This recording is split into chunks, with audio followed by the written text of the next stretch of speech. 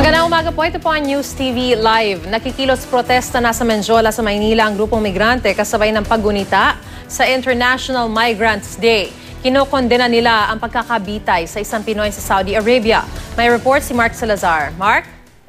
Maris, pangunahin nga nilang idinadaing yan yung kawalan daw ng gobyerno ng suporta. Hindi lang kay Carlito Lana na nabitay noong December 30 sa Saudi Arabia, kundi yung 125 na iba pa raw na nasa death row. At kanilang kinukundina rin yung pagpapatuloy daw ng export labor policy ng gobyerno. Imbis daw na pagtuunan ng pansin ay kung paano mapapaganda ang buhay ng mga Pilipino para hindi na mga ibang bansa. Meron din sila, Marisa, open letter para kay Pope Francis na tinawag nilang Pope for the Poor. At sinabi nila na tulungan daw sana